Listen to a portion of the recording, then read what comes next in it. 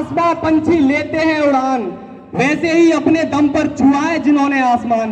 पधारे आज इस मंच पर वे मेहमान, करता हूं उन्हें मैं सादरपूर्ण प्रणाम, करता हूं उन्हें मैं सादरपूर्ण प्रणाम। अवधेश भैया जी के चरणों में प्रणाम निवेदित करता हूं, संचालक महोदय जी के चरणों में प्रणाम निवेदित करता हूं, प्रधानाचार्य महोदय जी के चरणों में प्रणाम निवेदित करता हूं, समस्त शिक्षक गणों को चरणों में प्रणाम निवेदित करता हूं, मेरे समक्ष विराजमान देश के भविष्य को मैं प्रणाम निवेदित करता हूं।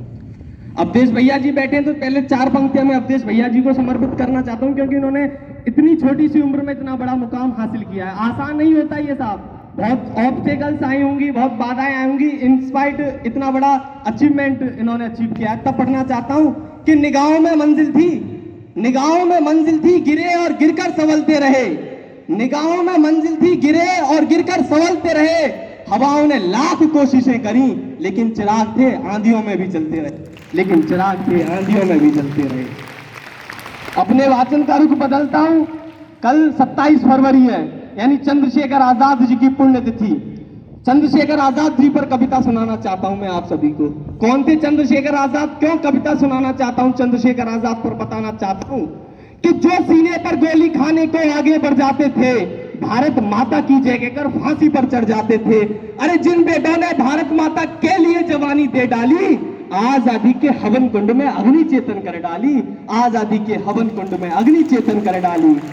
वेद देवों की लोकसभा के, वेद देवों की लोकसभा के अंग बने बैठे होंगे, सतरंगी इंद्रधनुष के रंग बने बैठे होंगे, सतरंगी इंद्रधनुष के रंग बने बैठे होंगे। उन बेटों की याद बुलाने की नादानी करते हो, इंद्रधनुष के रंग चुराने की नादानी करते हो। तो ये नादानी हम तो नहीं कर सकते, हम याद करना हमारा कर्तव्य बनता है। मुख्य कविता रखता हूं आपके बीच चंद्रशेखर आजाद के लिए। 27 फरवरी को जब वो अल्फ्रेड पार्क में अपने दोस्त के साथ बैठे, किसी ने सूचना दे दी अंग्रेजी सरकार को, तो जब क्या दृश्य रहा होगा उस समय, वो किस प्रकार ले होंगे, आपको बताना चाहता हूं। क्या उसमें कारीगर से देखा होगा उन अल्फ्रेड पार्क के पत्तों ने, सहसा आजाद को घेर लिया फिरंगी कमबख्तों ने, पेड़ों की जुड़मुड़ से कदमों की आहट आई, समझ गए शेखर की गद्दारों ने अपनी जात दिखाई, समझ गए शेखर की गद्दारों ने अपनी जात दिखाई। अरे मिटा दूंगा इन फिरंगियों को, आजाद ने कसम खाई और अपने प्राणों से भी प्यारी वो पिस्तौल उठाई, अपने प्राणों से भी प्यारी वो पिस्तौल उठाई।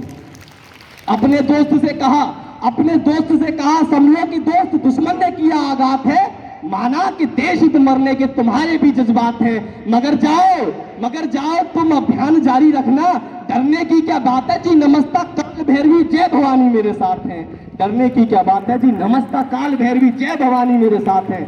मगर दोस्त छोड़ के नहीं जाना चाहता था। तब आजाद जी ने कहा कि तुम क्या सोचते हो, लड़ते लड़ते दम तोड़ दूंगा मैं, या ये सोचते हो इन फिरंगियों को जिंदा छोड़ दूंगा मैं। अरे कायर कारतूस की क्या विषाद, काल चक्र को मोड़ दूंगा मैं, और मृत्यु सबकी सामनी आज उसका ये भ्रम भी तोड़ दूंगा मैं, मृत्यु सबकी सामनी आज उसका ये भ्रम भी तोड़ दूंगा मैं।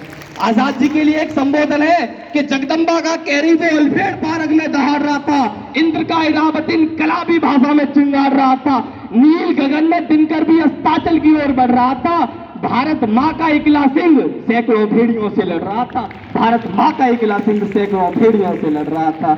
अरे हौसला था, जुनून था, जज्बा था, हार भी कैसे मान लेता हिंदुस्तानी खून था, हार भी कैसे मान लेता हिंदुस्तानी खून था। आजाद को कैद करने की मन में थी अभिलाषा, कदम कदम पर हाथ लग रही थी उनको निराशा, धरी की धरी रह गई गोरों की अभिलाषा, आजाद की पिस्टल बोल रही थी भद्रकाली की भाषा, आजाद की पिस्टल बोल रही थी भद्रकाली की भाषा। सुमित्रा नंदन ने इंद्रजीत को संहारा, राजीव नैन की सौगंध खाकर मर्यादा पुरुषोत्तम ने दशानंद को मारा, शक्ति से वध पाकर जयद्रथ का काल बने अर्जुन भी, कर में धनुष उठाकर आजाद ने 3 घोड़े मार उठाए जय भवानी बोलकर, आजाद ने 3 घोड़े मार उठाए जय भवानी बोलकर। अपनी जेबें तराशी तो अंत में सिर्फ 1 गोली मिली। अंत में जब गोलियां समाप्त हो गई और सिर्फ 1 गोली बची, तब आजाद जी के दिमाग में क्या आया कि एक बार पुनः भाग्य ने मृत्यु को धोखा दिया, पिस्टल की आखिरी गोली ने आजाद को चौंका दिया। आजाद ने वो मिट्टी उठाई, हे भारत मां क्षमा करना तू मुझको, मैं आजाद होकर भी आजाद ना करा पाया तुझको। अरे माँ के गर्भ में ही त्याग दिया था जिसने मृत्यु के भय को, 10 दिशाएं अचंभित जानकर जिसके निश्चय को, थर्रा उठाता काल पुरुष भी जब आने वाले कल को भापा, त्रिवेणी का संगम से हम गया डोली धरा और अंबर भी कांपा, तब युग युगांतर तक रहे आलोकित, देशभक्ति की मसाल जला दी, आजाद ने अंतिम गोली वंदे मातरम बोलकर अपनी कनपटी पर चला दी, आजाद ने अंतिम गोली वंदे मातरम बोलकर अपनी कनपटी पर चला दी। बचपन में लिया गया संकल्प, बचपन में लिया गया संकल्प उसे मरते दम तक याद रहा, वो जीते जी आजाद था, वो मरते दम तक आजाद रहा, वो जीते जी आजाद था, वो मरते दम तक आजाद रहा।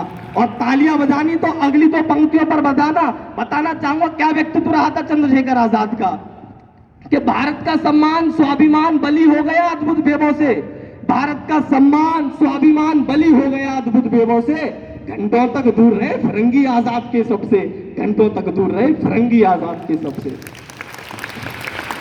ये थे चंद्रशेखर आजाद। मतलब जब उन्होंने अपनी कनपट्टी पर गोली चला दी उसके बावजूद भी बहुत देर तक फिरंगी उनके पास नहीं पहुंचे थे। ये खौफ था अंग्रेजों के सीने में चंद्रशेखर आजाद का।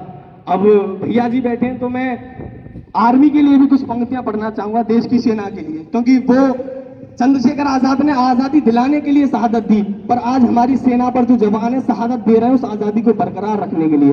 तो मैं कुछ पंक्तियां इंडियन आर्मी के लिए पढ़ना चाहूंगा कि जिन बेटों ने पर्वत काटे हैं अपने नाखूनों से, जिन बेटों ने पर्वत काटे हैं अपने नाखूनों से, उनकी कोई मांग नहीं है दिल्ली के कानूनों से, उनकी कोई मांग नहीं है दिल्ली के कानूनों से।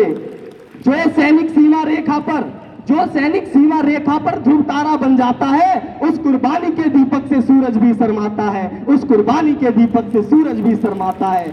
अरे गर्म दहानों पर तोपों के जो सीने अड़ जाते हैं, उनकी गाथा लिखने को अंबर छोटे पड़ जाते हैं, उनकी गाथा लिखने को अंबर छोटे पड़ जाते हैं। बहुत बहुत धन्यवाद। जय हिंद जय भारत।